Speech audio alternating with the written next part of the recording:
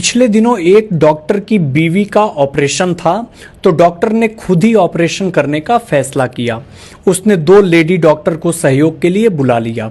Doctor ने बेहोशी की दवा अपनी बीवी को दी, लेकिन उसकी बीवी बेहोश नहीं हुई। फिर उसने बेहोशी का इंजेक्शन लगाया, फिर भी उसकी पत्नी को कोई असर नहीं हुआ। तब डॉक्टर ने तेज क्लोरोफॉर्म सुंघाने का फैसला किया। तभी डॉक्टर की बीवी बोली, तुम कुछ भी कर लो, जब तक तुम्हारे साथ ये दोनों रहेंगी मैं बेहोश होने वाली नहीं हूं।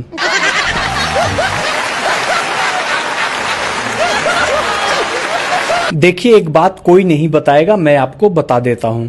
जब आपका ब्लड प्रेशर हाई हो तो कुछ देर साली से बात करें, और जब लो हो तो कुछ देर घरवाली से बात करें, तुरंत आराम मिलेगा।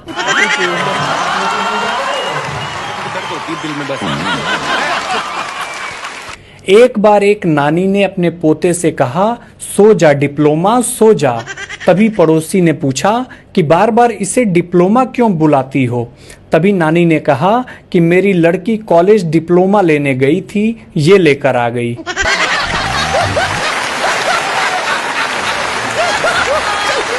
एक बार एक दोस्त ने दूसरे दोस्त से कहा कि अगर पति पत्नी का रिश्ता 7 जन्मों का है तो अभी कौन सा चल रहा है और कितने जन्म बाकी हैं कैसे पता चलेगा। तभी दोस्त ने कहा कि जब पत्नी कहती है कि मैं तुम्हें समझ ही नहीं पा रही हूं कि तुम क्या चीज हो, तो समझो पहला चल रहा है।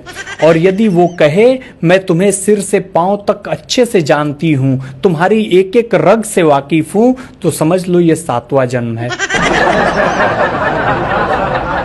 स्त्री 1 की तुलना में स्त्री 2 ने लगभग 2 गुना अधिक बिजनेस किया है। इस बात से यह साबित हो गया है कि लोग दूसरी स्त्री को देखना बहुत पसंद करते हैं। देखो भाइयों, ज्यादा कट्टर होने की जरूरत नहीं है। लोग आजकल इतने कट्टर हो गए हैं कि मैं क्या बताऊं। अभी पिछले दिनों एक कार्यक्रम में मैंने एक से कहा कि भाई कांग्रेचुलेशन, तो उसने मेरे को घूरा और कहा भाजपा चुलेशन।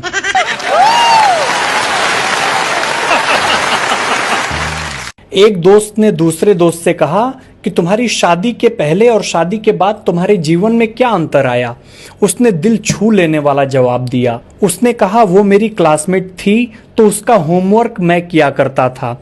आज वो मेरी पत्नी है और आज भी उसका होमवर्क मैं ही करता हूं। पिछले दिनों गर्ल्स हॉस्टल में आग लगने पर बॉयज हॉस्टल के लड़कों ने मदद की। टीवी पर खबर आई, आग पर काबू पा लिया गया है। लड़कों पर काबू पाने की कोशिश जारी है।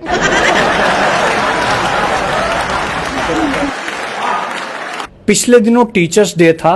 उन अध्यापकों को भी शिक्षक दिवस की बहुत बहुत बधाई दिया गया जो अपने विद्यार्थियों को इतना कूटते थे कि जब तक वो उनके पास ट्यूशन न आने लग जाए। जिसको पतला होना है, सबसे अच्छा योगा मैं आपको बताता हूं। रोज सुबह पानी में नींबू और शहद डालकर पीने से 2 महीने में 3 किलो नींबू और 2 किलो शहद खत्म हो जाता है।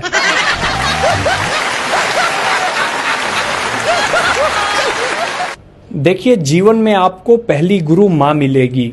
दूसरा गुरु यदि देखा जाए तो आपके शिक्षक होंगे, और पुरुष की आखिरी गुरु उसकी पत्नी होती है। उसके पश्चात उसे ना तो कोई ज्ञान की आवश्यकता होती है और ना ही कोई ज्ञान काम आता है। पहले 5 ही छोड़ना मुश्किल था, अब भाई साहब 10 हो गए। पहले थे काम, क्रोध, लोभ, मोह, अहंकार। अब हो गए काम, क्रोध, लोभ, मोह, अहंकार, फेसबुक, इंस्टाग्राम, ट्विटर, यूट्यूब और व्हाट्सएप।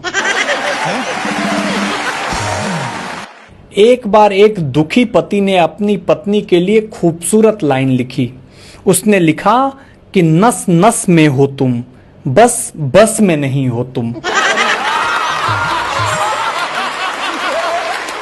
पति पत्नी में हो रहा झगड़ा पति के एक वाक्य से रुक गया। सुंदर हो इसलिए कुछ भी कहोगी क्या? इसके बाद पत्नी ने कुछ नहीं कहा और पति को चाय बिस्किट भी दिया। याद रखिए, हमें रोग से लड़ना है, रोगी से नहीं।